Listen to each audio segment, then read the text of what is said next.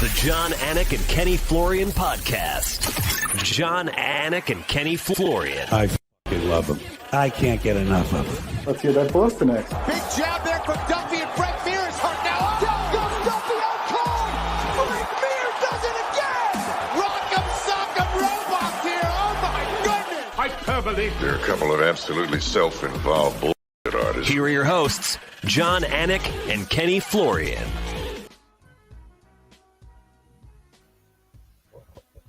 Live on a Sunday, no less, February 18th, 2024. It is episode 468 of the Anik and Florian podcast, presented by DraftKings. You can find us on the DraftKings Network, DraftKings YouTube channel, Anik and Florian podcast YouTube channel as well. But we're very excited to be live with you. Our UFC 298 recap beckons. Ray Longo coming up in about 30 minutes.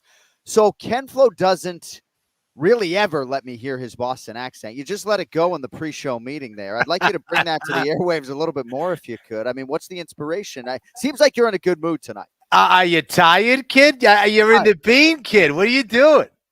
Dude, we're here at the fucking Fairmont Copley Plaza, right on St. James Avenue, Boston, Massachusetts. And yes, it's a really nice, historic Boston hotel right here in the hub of the goddamn universe, right?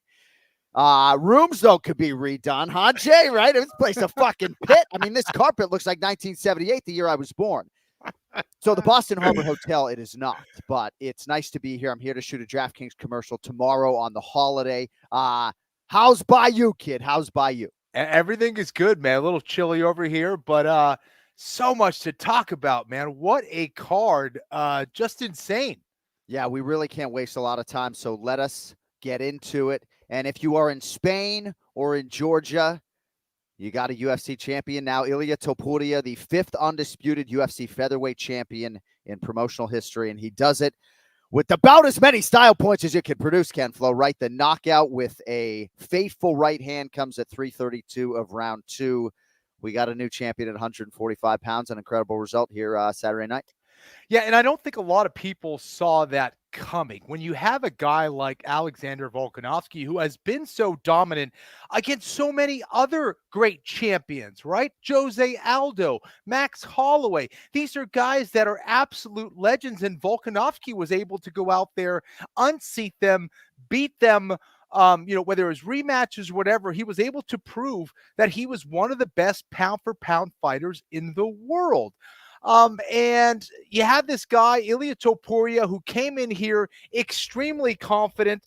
And I think that it took people by surprise, so much so that it took Alexander Volkanovski by surprise.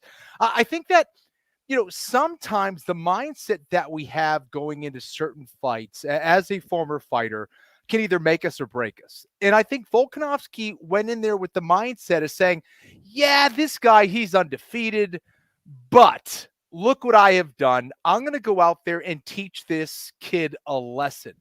And I think that was just the wrong mindset. I don't know if that's I don't think that has everything to do with the why he lost. I don't think that's the sole reason. However, it certainly plays a part. When you are going to battle, you have to take it extremely serious. Like, this person is trying to take my land. This person is trying to go out there and kill me. And because of that, I need to go out there and not treat this guy as just some nuisance, right? I need to go out there and destroy this man and be ready for war. That's the kind of mindset you need to have for each and every championship fight in the UFC. It is a murderer's row at 145 pounds. And you look at throughout history, whether it was the Brits saying these colonists from New England are this nuisance and we're just going to squash them. Didn't work out that well. The Russians with the Afghanis way back in the 80s, they thought, we have to take care of these guys. It's going to be an easy war. No, it does not matter. Everybody is a threat out there. I think, for me, I just didn't like the look when Volkanovski came out there. He just seemed a little bit too relaxed for my liking. Even the fact of having Zuckerberg in there, and we were kind of joking about it in the chat. But man, why do you have something that could be some kind of a distraction for a world championship fight against a killer like Ilia Topuria? Why would you do that? I don't know. I love your opening comments. I am going to go into our chat thread and just read something This is from Kenny Florian. Can't go into a fight against Ilia Topuria looking to teach him a lesson. To do that means he's not a threat. You got to go in there to fucking win and be ready to die. Didn't think that was Volk's mentality, way too casual.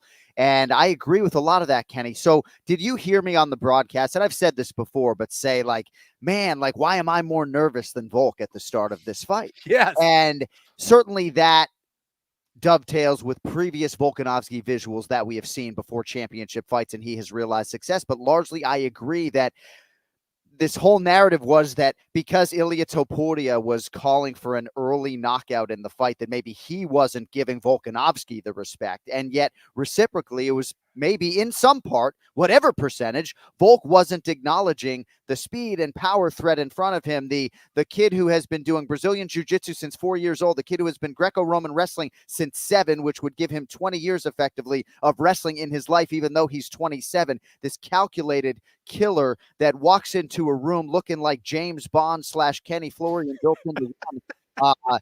Just an incredible new champion. And there are just so many different angles to this, but I want to stay on Volkanovski if we could. These are comments from Volk Ken Flo as to whether or not he was surprised by anything in the fight and the potential for an immediate rematch with the new Spaniard champion.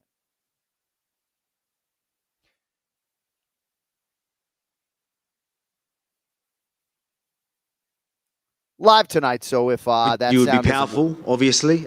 We knew not to be on the cage there and let him catch her there. So again, he did. He did a great job there. So there's not much I can say other than congrats to him. But obviously, I've been a champ for a long time, and I want that rematch. So it's that's something that it needs to happen. So, I've been reigning champ for how long? I've been a bit of a company man. I've backed up on short notice and, fought Max 3 times, you name it.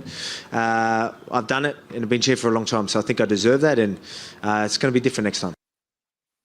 Thank you, Cody. So we're going to table the rematch for a second. I want to stay on this fight. So biggest area of danger, I would think, against Ilia Topuria would be on the feet. And I know this fight was early, but Volkanovski, I think, did win round 1 on all 3 judges' scorecards, and he was realizing some success in round 2, which maybe is neither here nor there.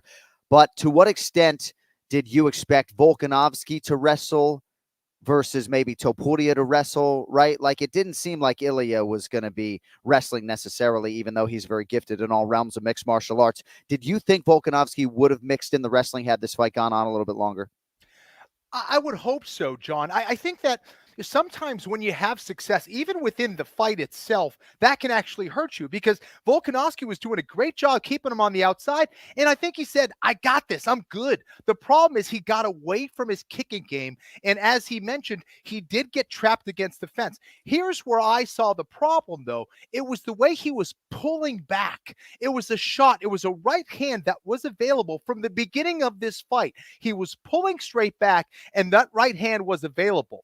When you are going against a very sophisticated operator like Ilia Topuria, this guy's going to start to figure you out. And I think that's what was so impressive. I want to get into 5 things that really I could highlight in a little bit. But, if you're going against a very difficult adversary, it needs to be a multi-front attack. It needs to be an attack on various fronts. You can't just go against some guy and go, I'm just going to use my jab and that should be able to get it done. No, this is the UFC at the highest level. And these are not chumps. These are guys that are very, very good everywhere. This is a kid, as you mentioned, who's been training since he was probably a toddler, right? I mean, from wrestling to jiu-jitsu to striking.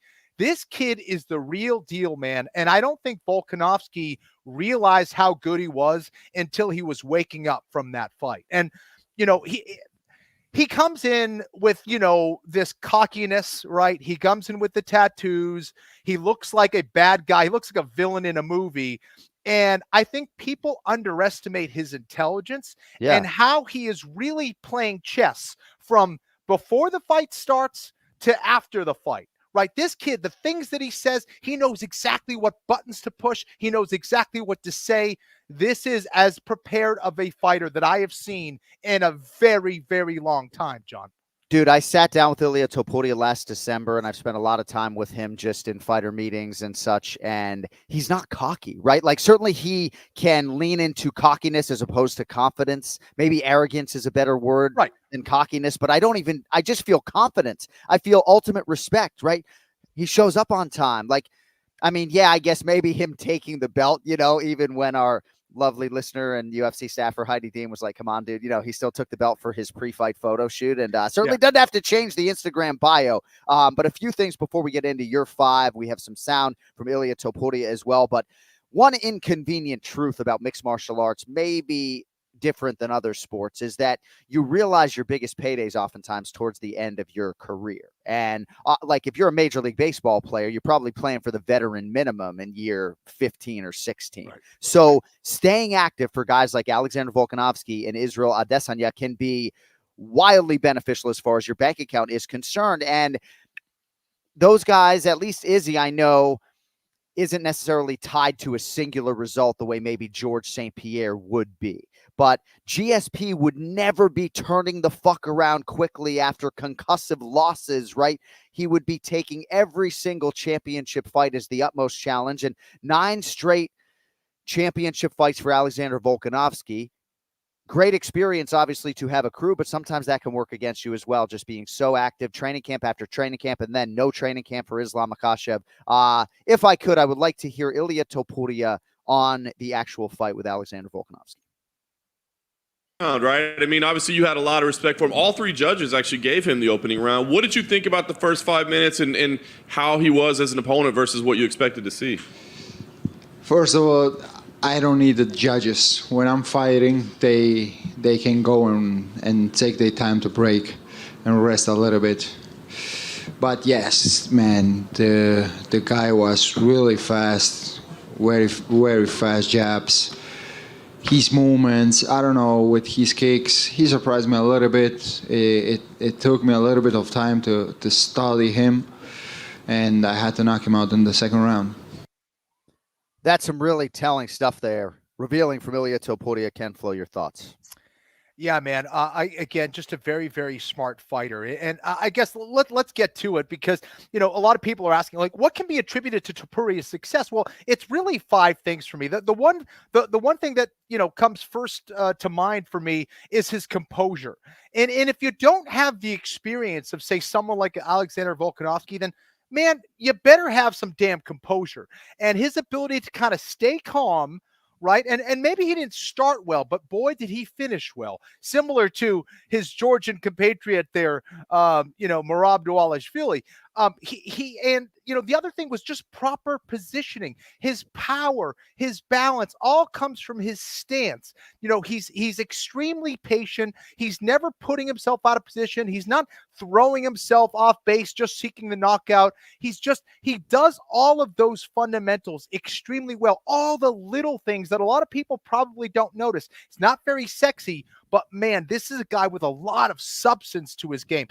Number 3, his MMA IQ. It's what allows him to see, read, and adapt during a fight.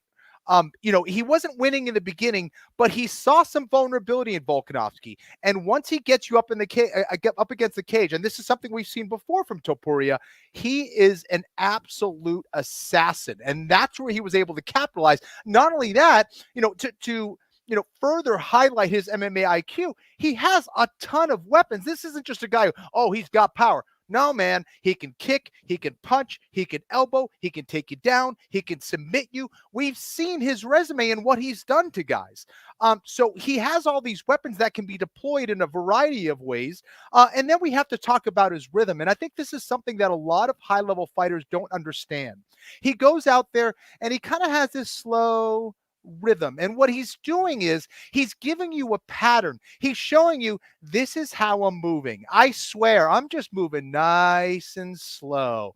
Nice and slow. And then he changes the rhythm. He explodes out of nowhere and he will try to catch you and he lures you in. It's almost like this, hypnotizing mechanism that he likes to use. And man, is it beautiful to watch that footwork, how he goes to kind of looking like he's moving slow. And then he kind of, changes up that rhythm out of nowhere. It's just beautiful. He makes a pattern and then breaks a pattern. And then number 5, it's his execution, man. And that is something I'm not sure you could really teach. You need that mindset. You need that killer attitude that when it's time to take that dude out, and when you see that window of opportunity, you go out there and do that.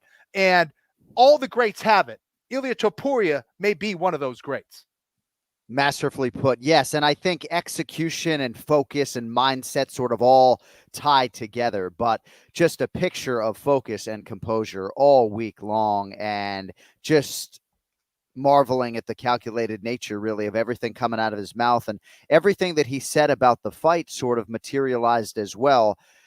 He's a much naturally smaller man, I think, than Volkanovski, just in terms of like backyard shed type girth, which he doesn't have. But oftentimes when I'm sitting doing these press conferences, or standing, I should say, I'm looking at like hand size, man. And relative to the size of the man, he's got huge mitts, and he has natural power in terms of that consequential touch that maybe Volkanovski doesn't have. Now, this is really hard for a lot of the fan base, especially our young fans, Kenny. They love Alexander Volkanovski, and I do feel like if you are a fan of specific fighters, you can absolutely relate to this. I've felt a lot of that from the fan base. So we could certainly spend a quarter of an hour talking about Volkanovski's greatness and what he can do in a potential rematch with Ilia Topuria. But I kind of want to keep it on Ilia for a second, because he was one of 5 fighters from Spain to have ever fought in the UFC. And not only is he all of the things that you described technically and personally and professionally, but he has the chance to just open up this country and lead to just a totally different, like, mixed martial arts era in a pocket of the world. It's very exciting to think about what this singular result could do for our sport, if I could call it that. He's a promoter's dream. And John, I think that's what makes it so impressive, right? So, and a lot of comparisons have been made to Conor McGregor, and rightfully so, right? I mean, how many champions have we had from Ireland? How many champions, how many great fighters have we even had from Spain? And for him to do that from a small pocket in the world and get it done in this fashion is extremely impressive. And a shout out to not only Ilia and all the work he's done, but his coaches. Of course, they got to be doing something right over there. So the fact that he was able to do that is just very rare. I think that what is very interesting and very difficult to do is to be the first to do something, right? To be the first to go, no, I can break that 4-minute mile. And doing that for the first time, mentally, physically, to execute that for the first time is extremely difficult. And for him to break through, it's just amazing. And for the UFC to go, hey, we have a new market now. We have a star in Spain. Yeah.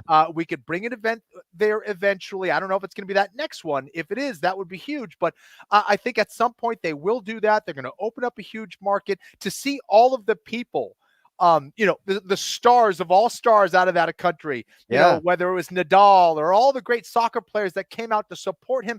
It says a lot, dude. It says a lot about how much they're behind this guy and how much of a star, how much even bigger of a star he could be. And I believe I heard our COO, Lawrence Epstein, suggest that other than Americans, it was residents of Spain who bought the most tickets to UFC 298. Wow.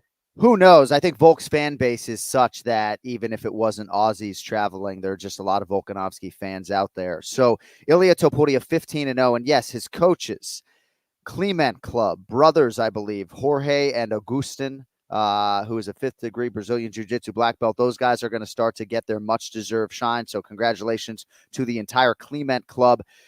I asked Ilia what changed in the preparation from this fight compared to the Josh Emmett fight, which was June of 2023. He said he changed the diet, farm to table. Everything was organic. But other than that, sticking to what has got him here, which is just to, be the hardest worker in the room and do all the different things that you need to do to maintain all of these skills. He said Volk does a lot of things right, but when it comes to mixing it up, I'm the best. He certainly proved to be the best. He said Volk doesn't have KO power, and I would submit certainly doesn't have the KO power that Topuria does, with all due respect. Let us hear now from Ilia Topuria on a potential rematch with the no longer reigning Alexander Volkanovski.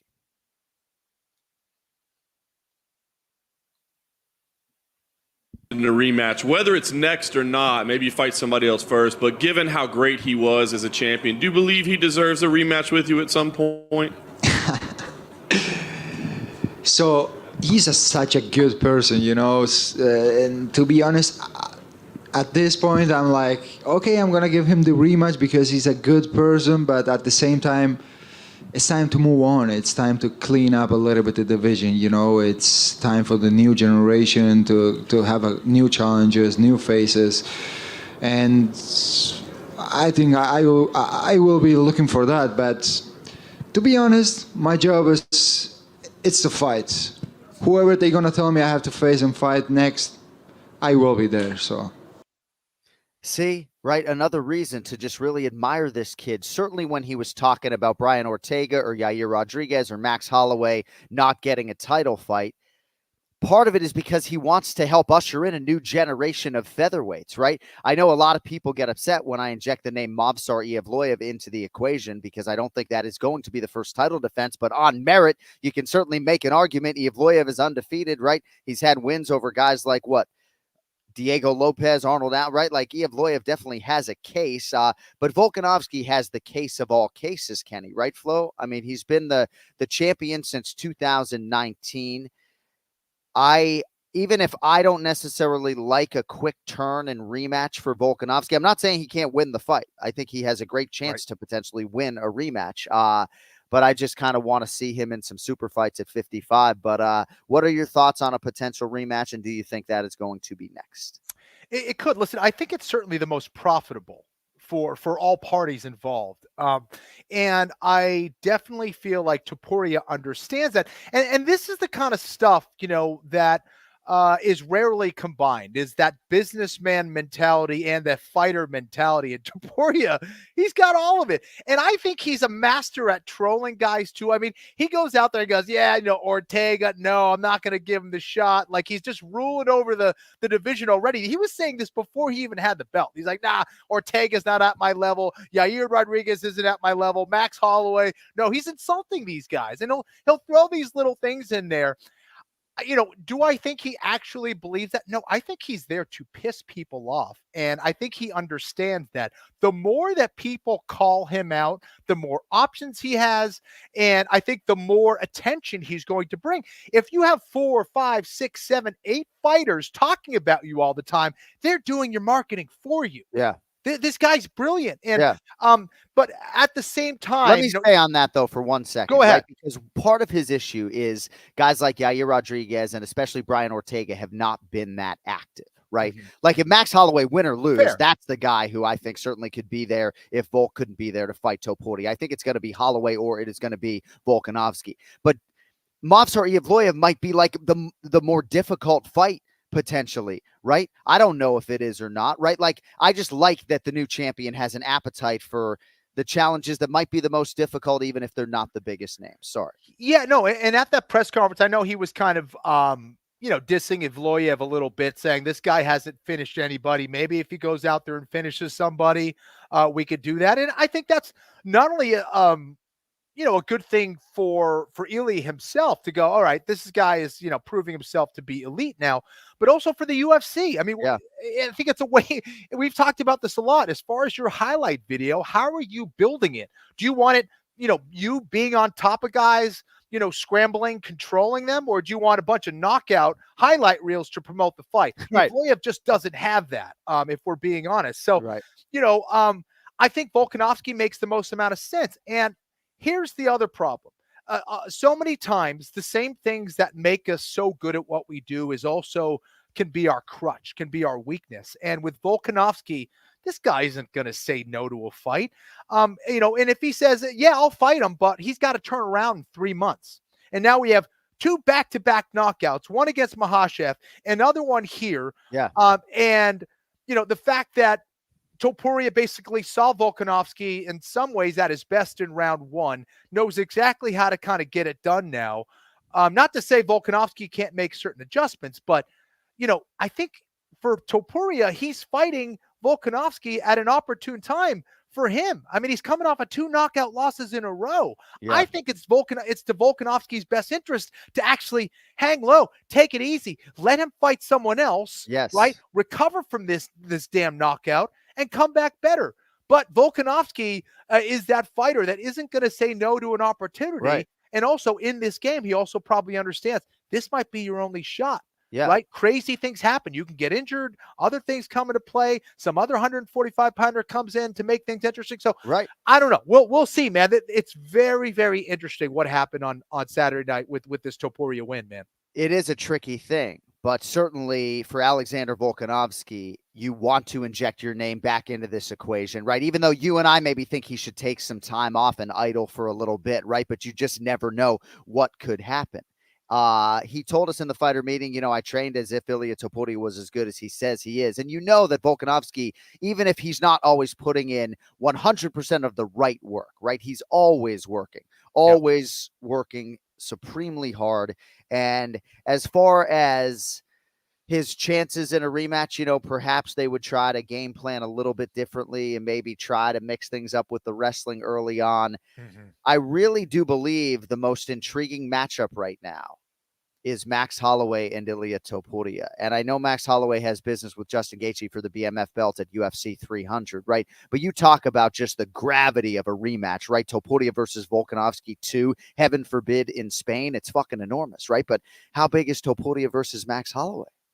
It would be huge. Man, I think that it would not be the best of matchups for Max Holloway, in my opinion, at this stage of the game, just because I think that Max, listen, if he's going to get hit with some of the shots that he got hit with against the Korean Zombie and some of the previous shots, and he's going in there against Justin Gaethje, and he goes in there and wins, I have to assume he's going to eat at least a couple shots from that man, Justin Gaethje, right?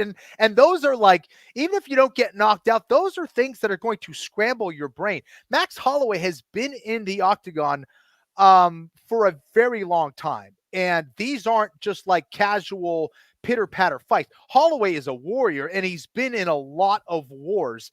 And to eat a shot against someone like Topuria, I'm not sure how well it would go. Holloway isn't going to quit, right? That's for sure. Yeah. But his body may do that before his mind. And I think that this is a fight that Holloway should take, but it's one that he should take with extreme caution. Yeah. And I know he doesn't do a whole lot of sparring these days because of his past and all that stuff.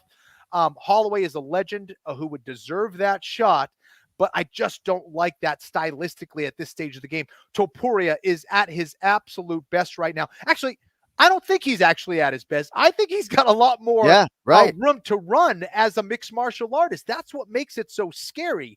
But man, he's not short on confidence. He's not short on skill. Going out there and decimating someone like a Volkanovski, I just don't see a whole lot of tough matchups for him. Evloev, as you said, is a very interesting one because here's a guy that can certainly take him out of his element with his wrestling and control. But I don't see that happening for the next one. So no, I agree. Just amazing. Yeah, I agree. And part of it for me is that Evloev and Topuria were booked to fight each other in 2022, and it didn't happen. So, I feel like it's interesting from that standpoint. Would Topuria at that point in time have gotten by Evloev? And I think most of the fan base maybe would suggest he would have. Max Holloway right now is the number one contender. And certainly if he beats Justin Gaethje, it stands to reason that he would get a title fight at 55 and stay there. And he looked fucking big and strong at our Q&A, I'll tell you that. So, Yair Rodriguez has fought for the interim belt and won it, and then he lost to Volkanovski. Brian Ortega has fought for the belt as well. Then you have Movsar Evloev.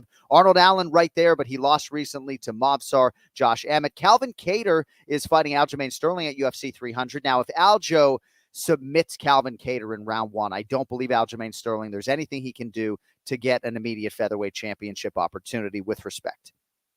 Calvin Kattar's a Boston kid. I don't know if that helps him or not. If he is able to knock Aljo, the former bantamweight champion, out in round one, does a fight between Ilia Topuria and Calvin Kattar make sense? I'm just not sure Kattar's going to go from number 8 and leapfrog guys like Evloev or the winner of Yair Rodriguez and Brian Ortega. And I know I'm being a little bit long-winded here, but Yair Rodriguez and Brian Ortega, how soon can they turn around after what happens potentially violently between those two over 25 minutes, right? 5-round co-main event next weekend. So there are a lot of different possibilities, I think, at featherweight. And then there's Sean O'Malley. And I am not a fan of this equation at all. We sit here on February 18th. Sean O'Malley has yet to defend his UFC bantamweight championship. So if he beats Cheeto in title defense number 1, should Sean O'Malley be afforded the opportunity to become a double champion? I would submit to you, with respect to my boy Sugar Sean, that no, the featherweight cupboard is not bare. I would not do that. What do you think? Yeah, my brain is scrambled with all these 145 options. All these options at 145 pounds. Sean, you want to inject a guy from 135 pounds? I don't. Now? I don't. My goodness, you're giving me a headache. No, I know you're joking, but dude, no, listen. I think it's interesting in a lot of ways. I do not think that is something that should happen. But listen, when you're a big name like an O'Malley, and for Topuria being the larger man at 145 pounds, I mean. I don't think it's going to happen for the next one. But if you see a guy with that kind of name and that kind of following, you're going to start doing the math and going, I can make this amount of money. Maybe. Yeah. But so I think he's going to try to take someone else out at 145 pounds, probably Volkanovski in a rematch at some point. And then after that, who knows? But I did have Aljamain Sterling's name in here. I think that's interesting just because Topuria does want some fresh blood. He does want something. You have Aljamain Sterling, one of the best bantamweight champions of all time, now coming up to 145 pounds. If he's able to get a dominant win over Kattar, who knows? I would think, if he has maybe another, it probably would take another one after that, something dominant, some kind of finish. Yeah, dude, there's just a whole lot of options for this man right now. Incredible result at UFC 298. Congratulations to Ilia Topuria. We will have plenty more on that with Ray Longo. We are just getting going on our UFC 298 recap here on the Anik Florian podcast. Longo coming up in about a minute or so. But Lucy is upping the nicotine pouch game with breakers. Pouches packing a little something extra inside. So what are Lucy breakers exactly? Well, if you know your pouches, you know the nicotine doesn't hit immediately and neither does the flavor. Well, the geniuses at Lucy came up with a brilliant way to fix both of those problems. They put a mini liquid capsule inside each breaker's pouch. You grab a breaker's pouch, break the capsule, yes, with your teeth. Makes a really satisfying pop, actually. You put it in your lip and enjoy the immediate nicotine and flavor release. It is a new kind of pouch technology, and it's only available from Lucy. 100% pure nicotine, 6 delicious flavors, including unique ones like apple ice or espresso, and also some classics like mint or mango. So break up with your dusty gas station pouches and go to lucy.co/AFpod and use promo code AFPOD to get 20% off your first order. Lucy offers free shipping and has a 30-day refund policy if somehow you change your mind. That's lucy.co and use code AFPOD to get 20% off. And as always, free shipping. And here comes the fine print. Lucy products are only for adults of legal age, and every order is age verified. Warning, this product contains nicotine. Nicotine is an addictive chemical. All right. It's now time for the Ray Longo Minute. I want you to punch a hole in his fucking chest. That's what I want. The Ray Longo Minute. Starring Ray Longo. The John Anik and Kenny Florian Podcast. Celebration Sunday on the Ray Longo Minute. Ray, you're excited to be here. Oh, congratulations. Can you fix your headroom, please? Can you yes, fix your shot a little bit? There you go. There you go. Hold on. I wish I was in the home studio so I could hit the applause, but we like this little what do you call it? I like this new setup. Sounds good. You look great. Oh man, this is big. Let me turn this down a little bit. How we doing, guys? It's always good coming back a winner, no? Oh my gosh, we're not doing as good as you, man. Yeah. Yeah, if you could just keep your head in front of that light would be great. There you go. No, all right, so yes. Ray, we just spoke on the phone, but I'm going to say a lot of what I said to you here to sort of begin our conversation. Congratulations, Raymond. What a monumental win, 10 in a row for Merab Dvalishvili. If you have been following his entire UFC career, you know he very easily could be 12-0 in the Ultimate Fighting Championship. 10 in a row, double-digit winning streak at 135 pounds. Congratulations, man. Looks like he's going to get a championship fight. I believe Dana White said as much after the fact. And to say he is overdue or richly deserving doesn't even begin to describe it. Well done, my man. Congratulations. And well done to you guys. Just I love you guys. Look at that support. We love you too. Who was representing the whole week? Who was unbelievable? Longo walks into the fighter meeting wearing one of those undersold John Anik t-shirts, right? He's like, look at that. I'm like, oh God, this guy just dripping in support. But yeah, listen, man, you know what's crazy about Merab? You could see everything starting to align with his personality on YouTube is absolutely phenomenal to me. Because, you know, when the kid first walked in the gym 10 years ago, he couldn't speak English. Now he's making videos and I'm laughing my ass off about him. So, and it's going in conjunction with him winning and looking better and getting more fans. And John will tell you at that press conference, deafening. I don't know if he got the loudest applause, probably Volk did, but he was right there. All week. Fight night, press conference, weigh-in, official, ceremonial. He owned fight week. Yeah, it looks like he's aligned now with the way he's performing, with his personality. And you just, you know, when you know the guy, you can't be more happy for him.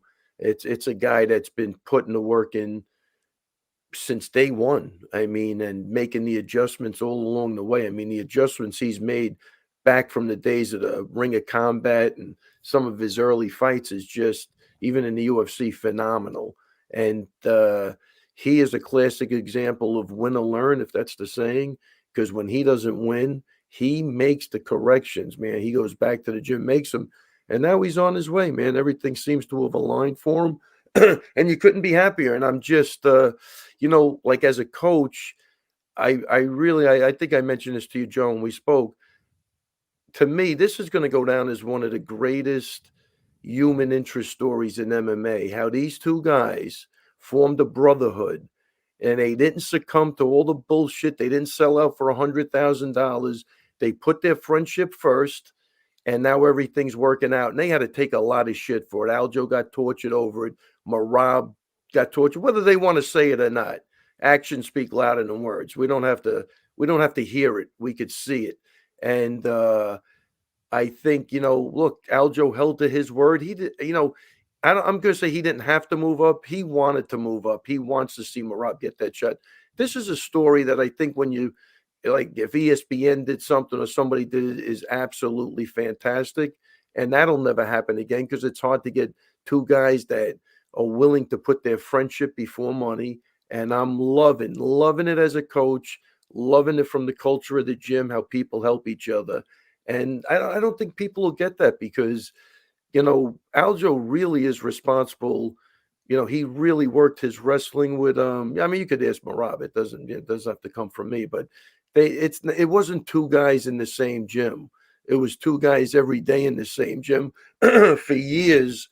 And both, I mean, you guys, Kenny, you know, with teammates, even I'm sure there's guys on the team might be rooting against another guy if they're in the same weight class. Who knows? It's human nature. But for these guys to hang tough like that, the way they did against really insurmountable odds, I applaud them. I think it's something they'll carry with them for the rest of their life. This isn't a long-lived career.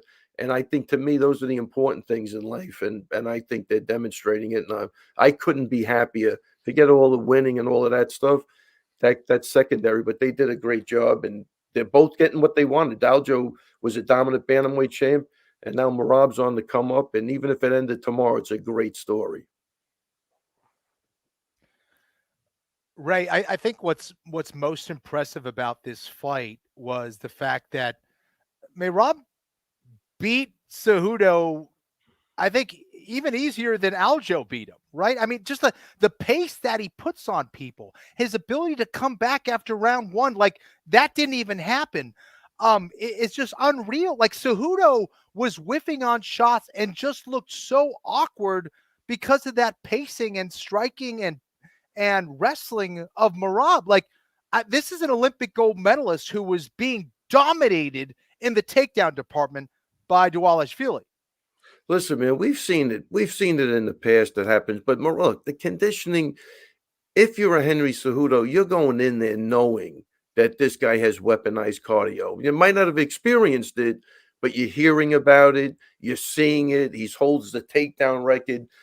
All the wrestling guys, they don't want to expend energy to get what they have to do. This kid doesn't care. You see this guy laugh. He's having a great time.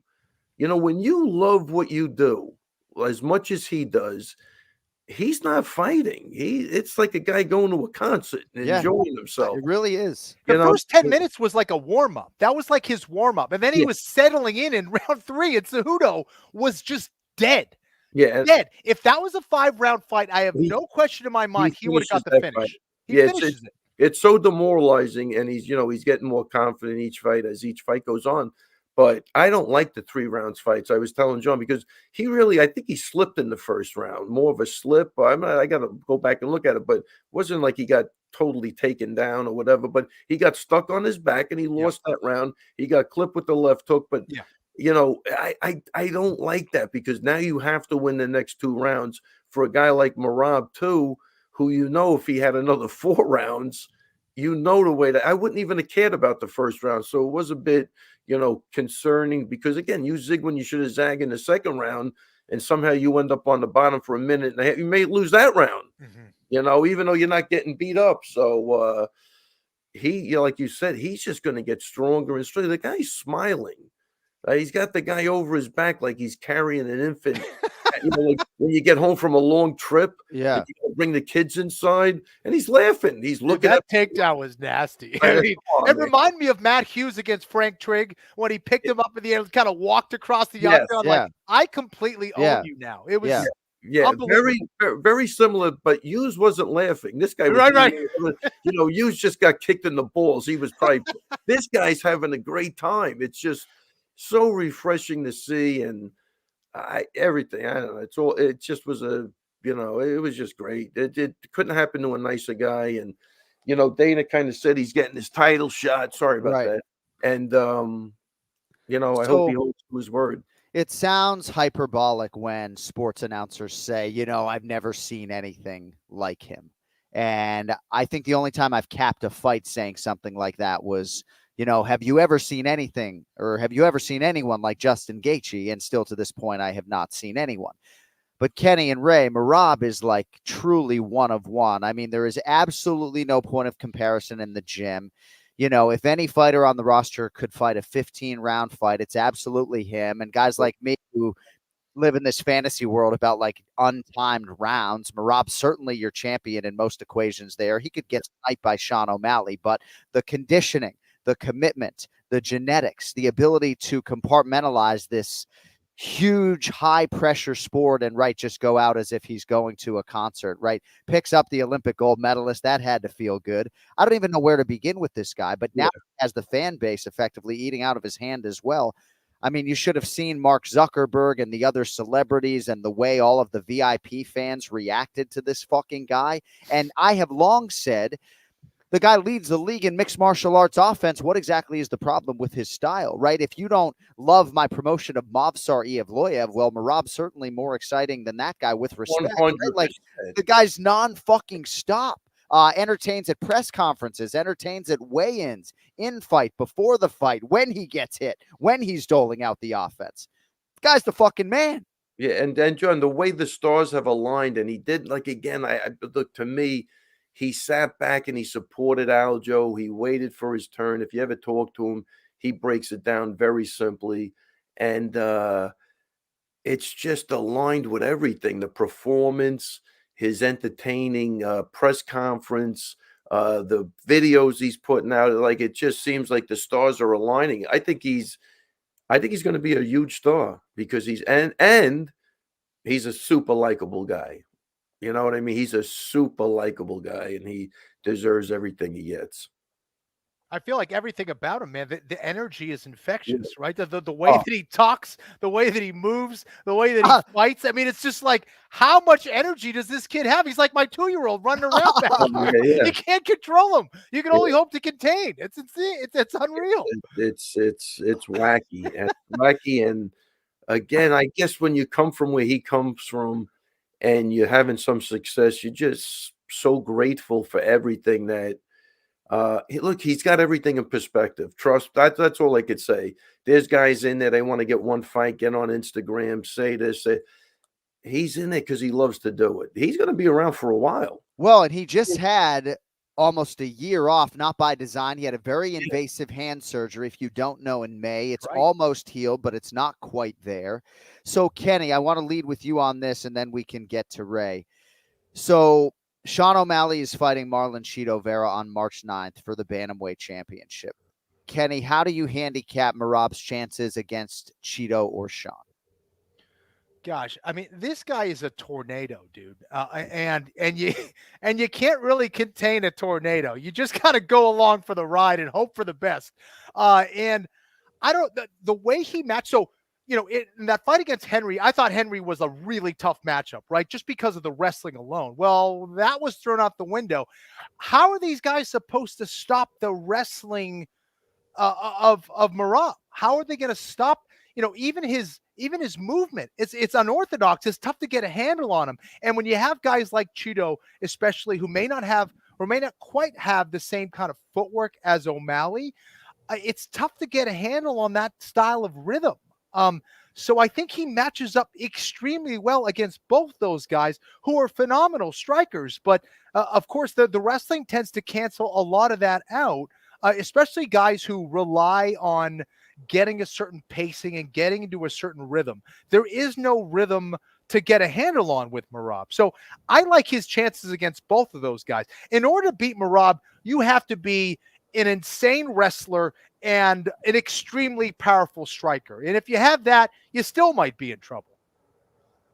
Yeah, well put. He's definitely 100% awkward. I don't think there's a guy that's gonna consistently stop his takedowns.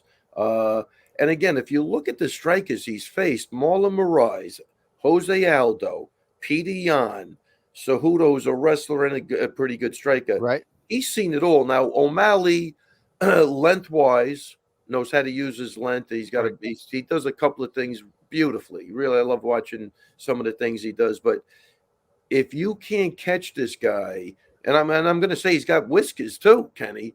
Yeah. I mean, Marlon Moraes hits like a freight train. That left hook was brutal. And even though he was running around the ring, I don't think he was ever out of that fight. And, Henry hit him with a hook, that was nothing. But he did kind of buckle him a little bit, caught him out of place. But the Moraes shot was a freaking grand slam. Yep. He's walking through that, and that was years ago. And he's only now getting better with everything. So you add in a little more confidence, a little more technical ability. Right. You're not stopping the guy's wrestling. I don't see it, man. Listen, I'm going to tell you something. Guys do a shakeout before the fight. He literally fought Aljo 3 rounds. Penny, like fucking brutal. Little gloves on, swinging for the fucking fences. Like Aljo complains about my boxing class sometimes. Aljo, that's way worse what I just saw.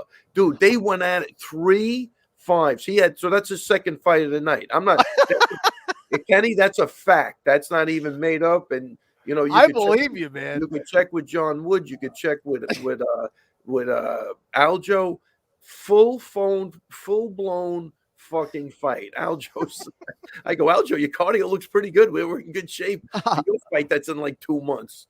I mean, crazy. The guy's nuts. What a story. No drilling, just complete chaos in that fucking warm-up room. So I'm not kidding. I'm not. That's unbelievable. I'm underdoing it. That's unbelievable. That's amazing. Well, we'll have Merab Dvalishvili on the show at some point in the not too distant future. We'll ask him about that. His 79 takedowns now, 3rd all time in UFC history. When all said and done, stands to reason he will be the most accomplished takedown artist in UFC history. So congratulations, Ray. That's a fucking big one, man. I mean, that's a fucking big one. If you got anything else on Merab, I'll take it. I do think we minimize or at least under talk about some of his technical improvements because he's just the fucking machine, and there's so much to ingest. Dude, he just surpassed Clay Guida. Clay Guida's been in the UFC since 1988. I mean, it's crazy.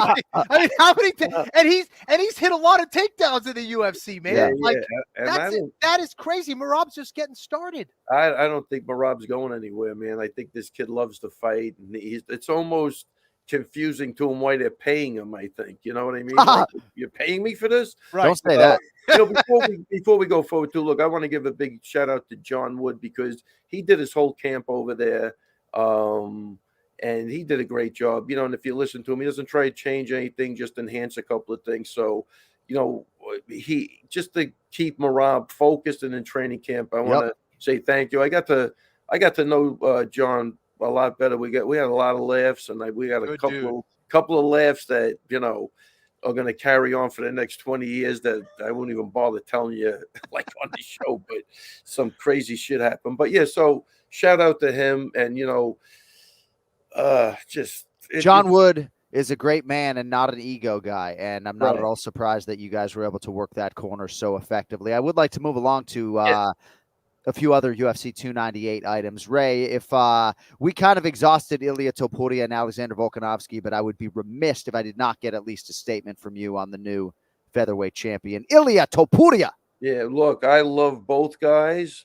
I didn't really see the fight going like that, but he kind of made that look easy. I didn't understand. We were watching the fight in the back. I think I knew what Volk was trying to do, but I don't know if it was the right tactic. I kind of looked like he was trying to, bang that right arm up with his shin maybe, and if he extended it, catch the liver. That's the only thing I could think about. But you took a guy that's like a Mike Tyson, is like kind of he could go in there and he was trying to be Muhammad Ali. I thought it was that part I didn't like, but I love all of those guys. His coach is phenomenal. I always love seeing him. So I feel horrible for Volkanovski because I love both guys, and I hope they give him a rematch. But this kid Topuria, confident. I tell you, these Georgians, what a big night for Georgia, man. Yeah. And the love with him and Merab. Look, I'm a human interest guy. You really are. You really are. At the end of the day, man, it's like, what's that saying? Be the change you want to see in the world. That's wow. That's what I want to do. And I love seeing this. You know what I mean? And, be the change you want to see in the world on a Sunday night from Ray Longo. I got to move on. Ian Machado, Gary. By the way, we do have another episode coming up on Wednesday. That will include our Mexico City preview and a little bit more on UFC 300. But rest assured, we will get Ken Flo's thoughts on UFC 300, Alex Pineda versus Jamal Hill before we get on out of here. But Ian Machado, Gary is 7-0 in the UFC. He gets past Jeff Neal by split decision. I thought he won all 3 rounds, as did 2 of the judges, 30-27. Dissenting judge had it 29-28 for Jeff Neal. Ken Flo, if you could lead us off on Ian Machado, Gary. I thought it was a very good performance. I think he fought exactly the way that he wanted to. He was able to keep Jeff Neal on the outside. Anytime Jeff Neal was trying to kind of crash into him and look for one of those big shots, he was doing a good job covering up, firing that knee right down the middle. I thought his footwork was really frustrating Jeff Neal early on. I thought round 2 was pretty close. But Ian Gary's slick, man. He's a slick operator as well. Just very tall, long for the division. You could see that Jeff Neal just kept kind of taking a lot of breaths during the round, being like, man, I can't cut off the cages against this guy. He was looking for the big shots. He was trying to make it a brawl, and Ian Gary just wasn't having it. And in order to do that, you need long-range weapons. You need good footwork. He was using that really well. I think for a lot of the Ian Gary fans out there, maybe they were looking for, him to try to get a finish against someone like Jeff Neal. But Jeff Neal, he's a very experienced veteran. He's very tough. He's got a good chin. And anytime you get a win against a high-level guy like Jeff Neal, I think it's a great thing. Ian Gary continues, I think, to improve and adapt. Like he shows different aspects of his game, which shows that he is versatile. He's kind of like a chameleon. He can fight you in a few different ways. And overall, I thought it was a pretty solid performance from him. I think a couple of those rounds were pretty close. I would like to see him pull away a little bit more. But, man, Jeff Neal's very, very tough. To that point, he came over to the broadcast table afterwards, and before the scorecards were revealed, he was like, I hate fucking judges' scorecards. So to your point, Kenny, he probably knew that it was a little bit too close for comfort, even if maybe you felt like he won all 3 rounds. I do, before we get Ray's comments, want to share an Instagram post from Jeff Neal. This is what he posted, just a big, bold-faced L, and he wrote, regardless of anything I lost, didn't do enough, promise to never give another lackluster performance like that again. I'm back on the grind on Monday. So Jeff Neal obviously was not at all happy with, I I think his overall output. And I think there was just so much mutual respect for the skills and potential fateful shots coming back from the other guy that both guys just were a little bit conservative. What's up, Ken Flo? Yeah, no, the other thing was Ian Gary kind of going up to the camp, like even before the fight, he walks over, kind of gives a little, pound to Jeff Neal, goes up to his coaches, kind of gives him a pound during the fight. A little too friendly. And I think that kind of threw Jeff Neal off a little bit. He's like, what the heck is kind of going on? And I don't know, he was kind of maybe able to kind of switch the mentality up a little bit, because prior to, I think, the press conference earlier this week, they didn't really like each other. Like Jeff Neal wanted to kill Ian Gary, and Ian Gary kind of was able to maybe play a little bit of mind game, go, no, we're friends, right? We're cool. I was just kidding, man. Like, so I think that took away some of the violence out of Jeff Neal in some ways. I don't know if it was just that, but I found that interesting. Ray, at some point, General Saif Saud was like, stop dabbing the guy up. Yeah, listen, look, so it was right after Merab's fight, so my adrenaline, my emotions I was still buzzing. Yeah. And I'll tell you, when they stopped buzzing, man, did I come down? I came down that hill. I've never experienced anything like that. I was like, where's the adrenaline? Wow. But so when I was in the back, I really didn't see. I saw a lot of Jeff Neal holding him against the cage, and then we'd go to another interview. I knew it didn't look like there was anything exciting going on, but those are the fights that when you're coming up, they're not always going to be knockouts, and you got to get past some tough guys. And he did a good job at that. He kept his streak alive. They're not all going to be gems, right? And if you have to do a fight like that, it's against a guy like Jeff Neal that could hit you with one punch and put you on skates. So, I kind of saw it. But I did listen to Ian Gary. I mean, the kid can talk. I'll tell you that. He's got infectious energy too. We were all in the press conference together at the end, and he's always a gracious kid when I see him. And so he got the job done. But I didn't really look at the fight like that because they were shuffling us around. But I'm just saying it's one of those fights that coming up, you have to be able to get past a guy like Jeff Neal, no matter how you do it, you know what I mean? And he accomplished that, and I think it's going to pay off dividends for him moving forward. At the post-fight press conference, Dana White was asked by a media member about this performance by Ian Machado Gary, and I think the media member suggested that maybe it was listless. We do have some sound, I believe, from Ian as to his performance Saturday night. Out of curiosity, from your point of view, footwork, speed, elusivity. If Jeff Neal was running at you swinging bombs, what would you do? You'd fucking run. Do you know what I mean? Like, that dude hits like a truck. My job is to make him miss and to counter. My job is to upset his rhythm, upset his footwork, and find avenues to take advantage of his mistakes. That was the best Jeff Neal we've seen today. He didn't bite on feints. He didn't bite on reactions as well as he normally did. And he hits like a truck. Do you know what I mean? The truth is, he slowed the fight down and grappled because he wasn't happy with the striking he was having. He slowed the fight down and tried to grapple and take me down. Another person who couldn't. And the truth is, my speed and my accuracy and my footwork, it just tricks people.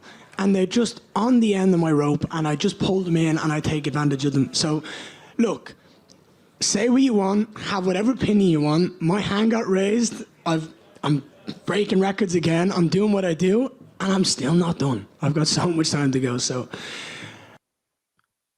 find me a lie in there, Kenny. Like, find me a lie. Yeah, I'll tell you what. Let me just jump in. That was really perfectly put. I honestly, by listening to that now, I just gained a lot of respect for that kid. He gets it. Like, I thought maybe he was more just a brash talking kid. That was a kid that gets it. And he's dead on with that. Whatever, he was dead on. That's the first time I heard that. I left before he got up there. He was there when we were talking, and there was some bantering while he was in the back. But that was beautifully put, and that lets me know that this kid does get it, man. That was huge. I just enjoyed the shit out of that. Absolutely, man. This is a martial artist who I think not only fight smart, knows exactly what he needs to do to go out there and win that fight. That's what you do against Jeff Neal. Jeff Neal was going to win that fight if you made it a nasty brawl. That's what Jeff Neal wanted to do. You never do what your opponent wants to do, right?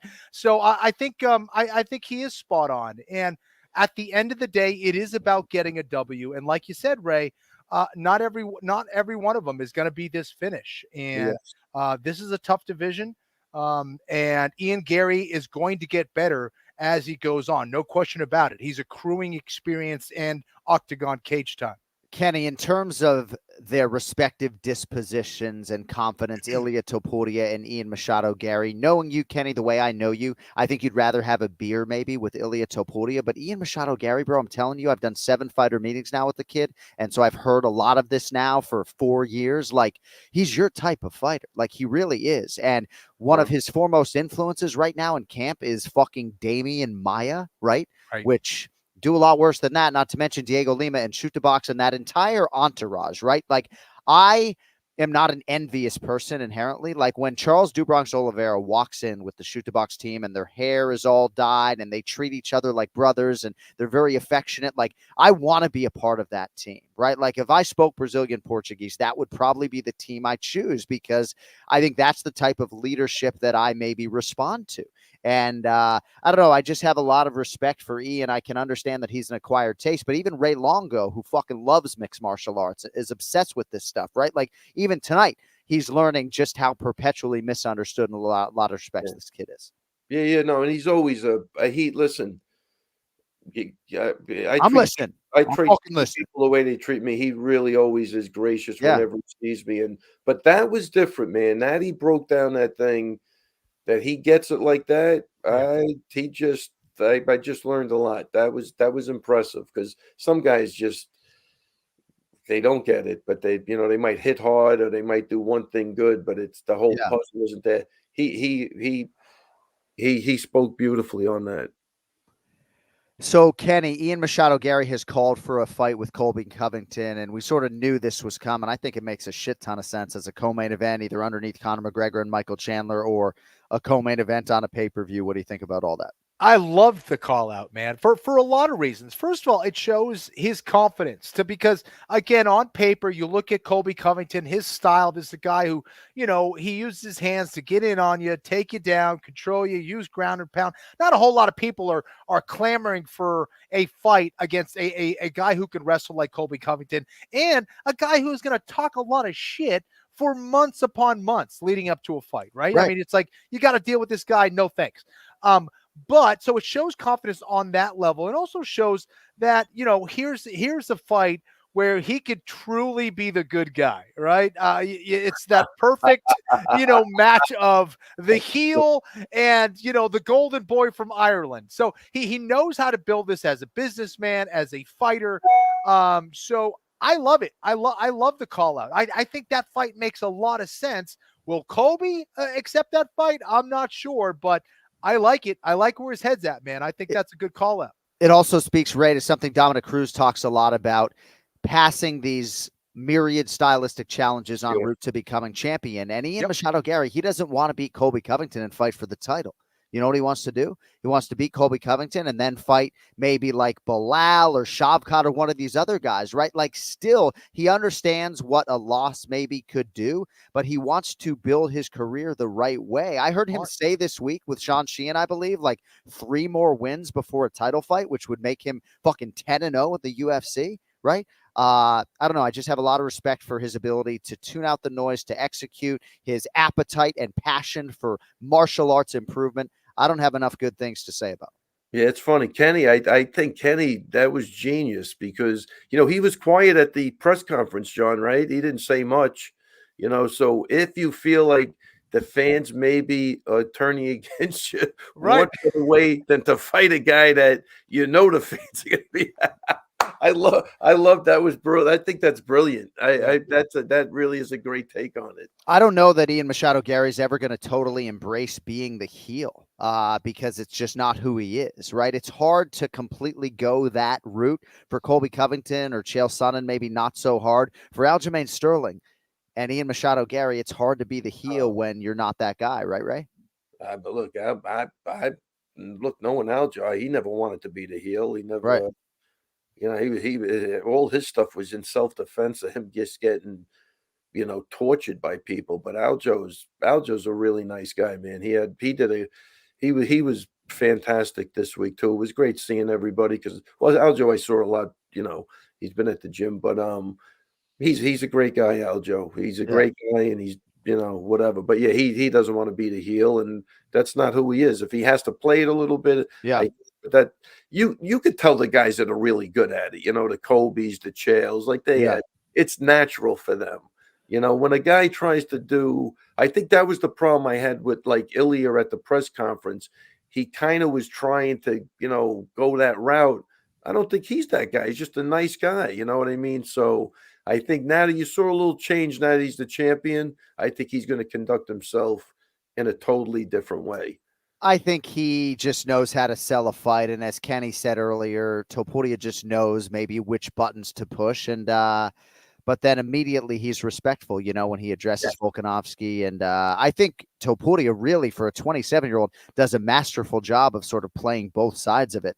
I promise we will get to Robert Whittaker here in a few minutes. We've got about 10 more minutes with Ray Longo. But I just want to know, when Anthony Fluffy Hernandez kicks off the pay-per-view against Roman Kopylov, are you in the back watching that fight, Ray? Yes, I was in the back. And I had Kopylov in the dressing room, and he looked good warming up. All right, so let's get into that if we could. Go ahead, Ray. Hernandez, you can't kill him. He's like the guy in the Chuck Norris movie. You got to throw him in the well. You can't kill him. He comes back and he gets you. I saw him. Me and Aljo saw him when we got off the bus getting back to the hotel.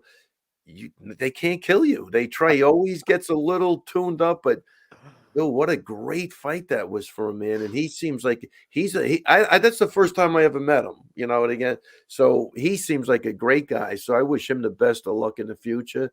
But I got to see that. That was, I thought, a phenomenal fight for him against a guy. I'm sure he was a underdog in that fight, right? Roman Kopylov was the underdog. Anthony Fluffy Hernandez. It's interesting because a lot of people really like the value on Kopylov, and yet money just perpetually kept pouring in on Anthony Fluffy Hernandez. At one point, he was like minus 188, closed, I think, closer to minus 225 or minus 250. Oh, so they did have that right. Kenny, Anthony Fluffy Hernandez was a Brazilian Jiu-Jitsu purple belt when he submitted the credentialed Rodolfo Vieira. He is a brown belt right now. What a fucking stud, huh? Dude, I love his style, man. I'm so upset because I had him in the parlay, and then I scribbled out his name and decided to switch things up. I got way too cute. I should have made an individual bet on him. But, his style is a problem, man. He is like a damn badger when he gets in on that body lock or on your leg.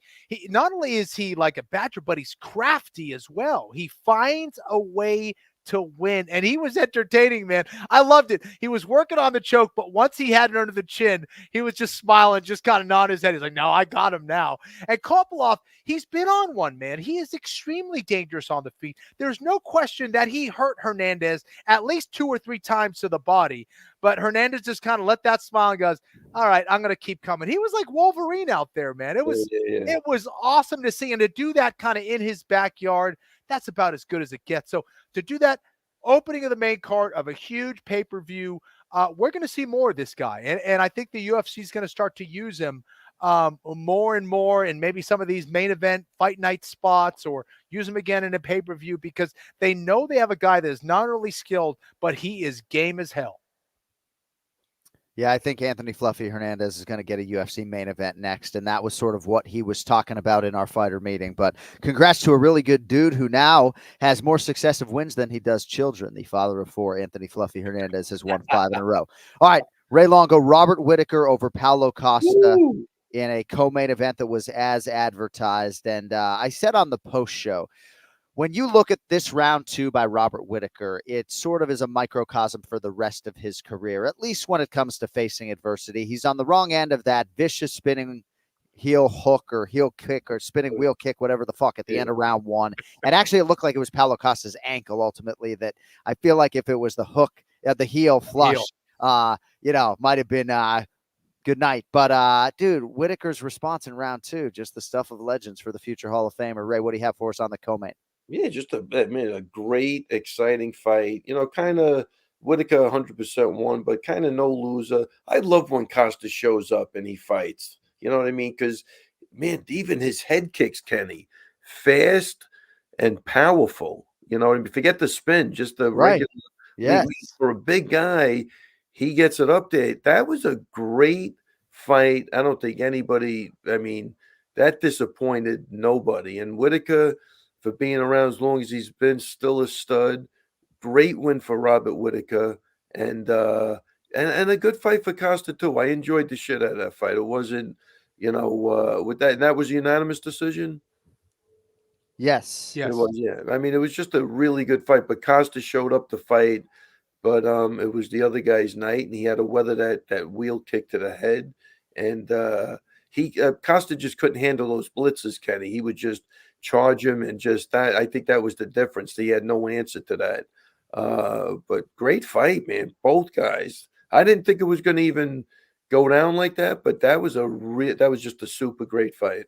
Yeah, Whittaker didn't leave the dog back in Australia, man. He had that dog with him. Yeah. Dude, I mean, it was an awesome fight.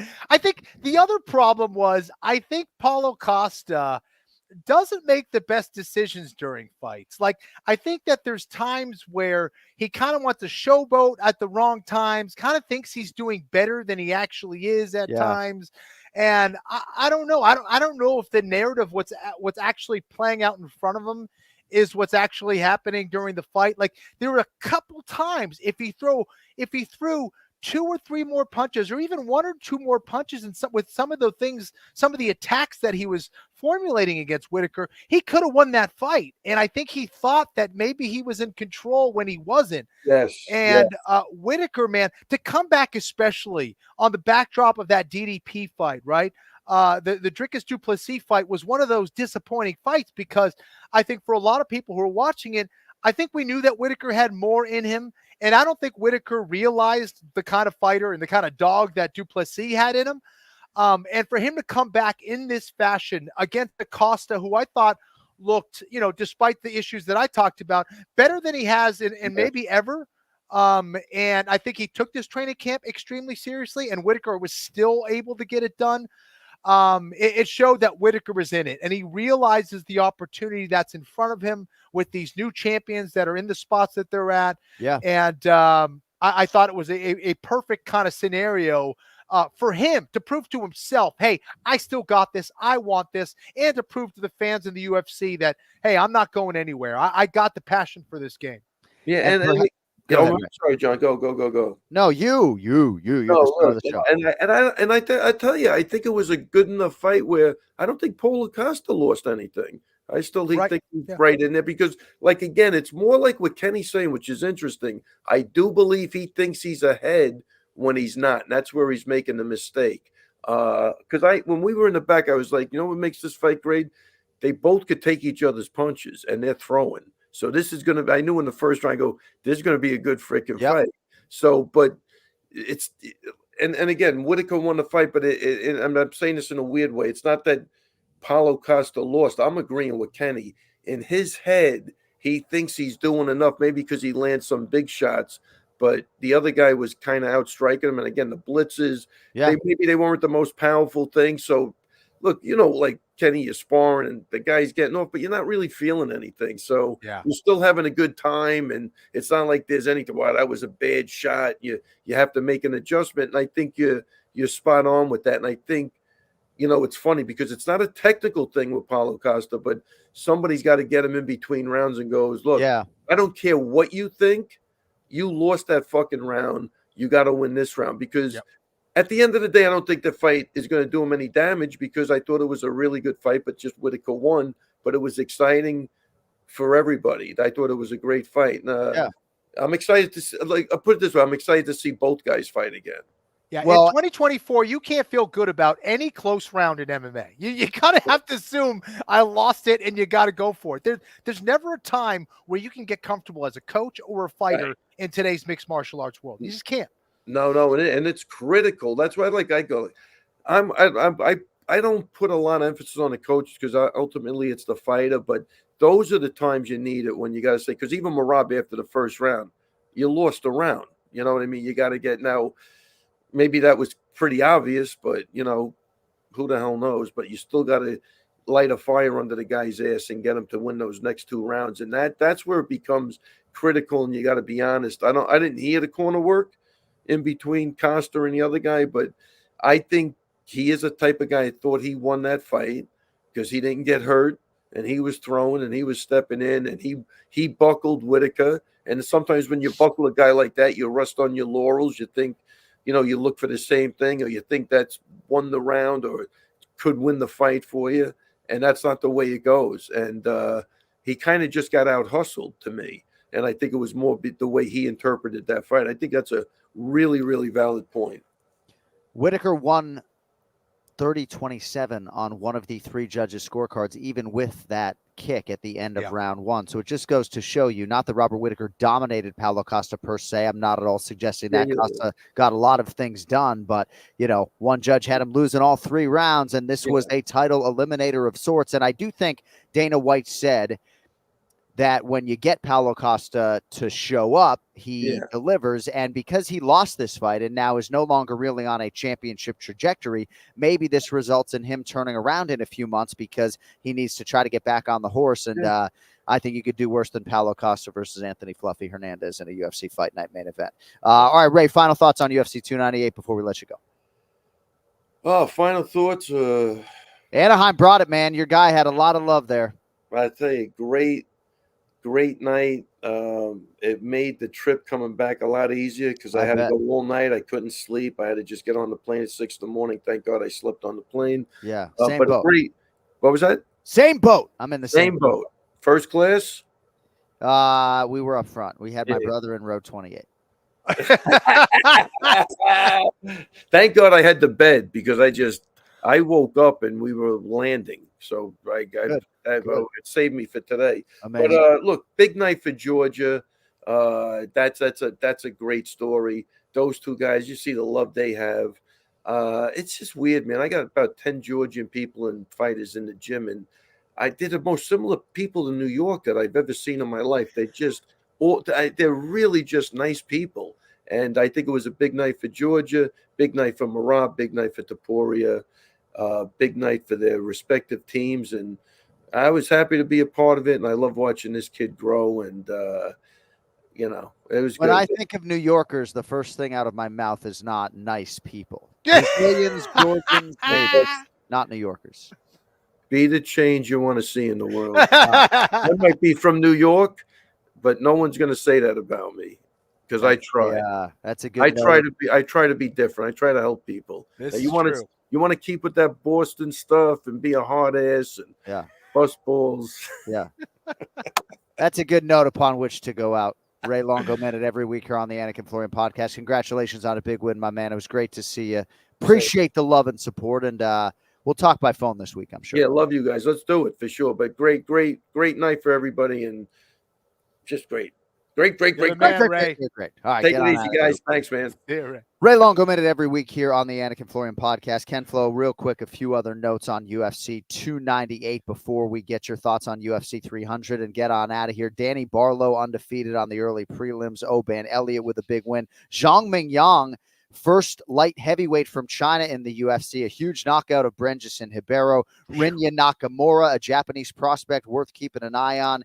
Marcos Rogerio de Lima at heavyweight, taking on and beating Junior Tafa. Been less than 20 knockouts in UFC history stemming from leg kicks, so congratulations to Pezao. But I want to get your thoughts on the featured prelim if I could. Amanda Lemos, congratulations to her surviving some compromising spots against Mackenzie Dern. One thing I just want to say, you just smirked, which makes me want to stop talking.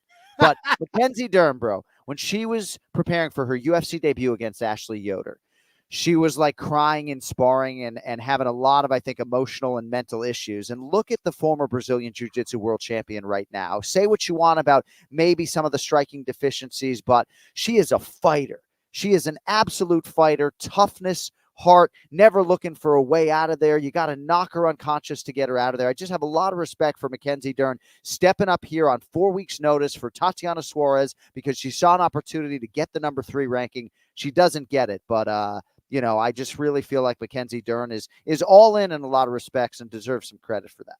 She's had a baby, bro. You know she's tough. No, right. Listen. It was unbelievable, man. It was one of those things where you almost didn't want to see it go on at a certain point, and she was just too tough for her own good. But she still put herself in this spot to win that fight. I thought she was going to be out of it based on kind of some of those stories and things. But man, this isn't just some whiny jujitsu practitioner. No offense to my jujitsu friends out there, but she is a fighter through and through. That is clear, man. She could have won that fight a few times, and she could have done it after taking some massive shots against Lemos. Lemos was making some of the worst decisions that I've ever seen in a mixed martial arts fight. But she can crack, man. There's very few people in that division that can hit as hard as Amanda Lemos. And it was just confusing to me. Here you are, you have this huge advantage on the feet, and you are going to the ground. In fact, chasing the fight to the ground against perhaps the most dangerous woman on the ground in the UFC. This is a multiple-time Brazilian Jiu-Jitsu champion who is known for a very sharp Jiu-Jitsu game. What were you doing? So for me, as someone who picked Lemos, I was having a heart attack watching this fight. Sure. I mean, I was sweating watching this because I know just how damn dangerous and how tough Mackenzie Dern is. So to me, it was extremely exciting. I didn't like it, but man, it was exciting. But Lemos just has to fight smarter. To me, she had so much energy running through her, so much emotions running through her. She could not help herself. And if you want to get back at the top, and if you want to fight someone like a Suarez in your next one, no. That is not going to be your path to victory or your path to getting back to a championship trajectory. So hopefully she learns from this, because man, is she talented. She is so talented. She is so good. She is so powerful, but she cannot continue to make decisions like that at the highest levels of the game here. You just can't. But I think you put it well, man. Mackenzie Dern is so tough, but she still has a long way to go when it comes to her striking game. I thought she hit a beautiful double leg, in the fight. So she is improving. I know she's working on her wrestling now. Great to see, great to hear. But just needs to put it together and link that striking into her takedown game. If she does that, man, she can come back. But I don't want to see her take too much more damage like that in her next few fights. And just want to say, sort of in putting a bow on UFC 298, to all the fans in Orange County and all the fans who came to Anaheim far and wide, you all just elevated UFC 298 to such an extent. Certainly the avid fans knew how great a pay-per-view main card this was on paper. But there has been so much noise, and rightfully so, about the depth of UFC 299 and the main event for UFC 300, that this pay-per-view wasn't getting the shine that it deserved. And man, did it deliver. I think over-deliver even in some respects, perhaps. And it's interesting, too, for me. Like, a lot of people will say, oh, who you rooting for? And I have rooting interest on both sides, but largely I'm rooting for, like, the most wild shit to happen. And certainly, an Ilia Topuria flush KO with a right hand of Alexander Volkanovski is pretty fucking wild. So UFC 298 one for the history books, and memorable to say the least. All right, before we get on out of here, and don't forget another full-length long episode for you coming up on Wednesday as we preview UFC Fight Night in Mexico City. Brandon Moreno and Brandon Roybal. UFC 300 has a main event for the undisputed UFC light heavyweight title. Alex Pereira in defense against the former champion Jamal Hill. Now, when we were all trying to get predictive when it came to the UFC 300 main event, a lot of us felt like Alex Pereira was the champion most likely to headline, but it didn't necessarily seem like promotionally they would want to do the Magomed Ankalaev fight, and it certainly didn't seem that Jamal Hill, who had surgery for a torn Achilles in August, would be ready by April 13th. But Jamal Hill is confident that he can knock out Alex Pereira. I think it's a fantastic main event when you add it to the rest of the depth at UFC 300. I'm really sold. I know maybe there was some novelty fight out there that fans were hoping for, but to me, Kenny, whether the promotion cuts my paycheck or not, UFC 300, Pereira versus Hill, that's fucking good enough for me, man. Well, I'll say this. Listen, I think the card is awesome, all right? It's a very, very solid card. I'm a little disappointed in the main event myself, if I'm being honest. And I'm just a little surprised with Jamal just because I didn't think he was going to be healthy, and he may not be, right? I think this is a huge opportunity for him. The problem is Alex Pereira's got to be licking his lips right now going, wait a sec. So this guy's coming off a Achilles. Yeah, he's coming off an Achilles injury, and my best strike are calf kicks. Yeah, I like that fight. Give it to me. Feed me. So in that regard, I don't see this one going the distance, even in regards to Jamal Hill, because this dude can crack, man. As far as his hands, his sharpness on the feet, you got to be extremely careful. But you need both of your wheels. You need both of your ankles to get that stability and get that power off the floor. I'm not supremely confident he's going to be able to do that. If he's able to pull this off, John, I will say this, it will be one of the craziest comebacks off of an injury that I've ever seen. If he's able to pull this off, that's the story, right? If he's able to do that, that would be unbelievable, especially against an absolute murderer like Alex Pereira and that style. So, I mean, yeah, I think it's going to be a great fight. No question about that. But from a name standpoint, this is a fight for the hardcore fans, the guys who really know the sport. Yeah. But from some of the maybe the casuals, no offense, boys, and girls, I think maybe they kind of wanted maybe a bigger name here, but still a fantastic main event. And maybe I'm too insulated when I suggest that Poatan has become this massive star, and maybe he's not quite there yet, but it does seem to me like he certainly qualifies as the A side of a UFC 300 main event. And I do think Jamal Hill is one of the more underappreciated former champions on this roster, just in terms of his natural gifts and his overall mixed martial arts skill. I just worry about him not having ample time to prepare. Of course, I worry about the leg kicks, but I wouldn't be surprised if Jamal Hill, said to the promotion, I'm going to knock this dude out, and I'm going to do it inside of 10 minutes. And maybe I'm not going to be able to play the long game, because Jamal Hill has shown you against Glover Teixeira that he does have that dog in him and he can play the long game. So I just wonder how his training camp is going to be, just given that wheel and how recently he had that surgery. But that is your UFC 300 main event. We'll have more on that coming up on Wednesday. Thank you to everyone who indulged us live. The replay will be up full length on the DraftKings YouTube channel, clips on the Anik and Florian Podcast YouTube channel. You can follow the show at Anik Florian Pod. Thanks to Ray Longo, our producer, Cody Merrow. I got to get on out of here for Ken Flo. I'm John Anik. We will talk to you Wednesday. Until then, yo later.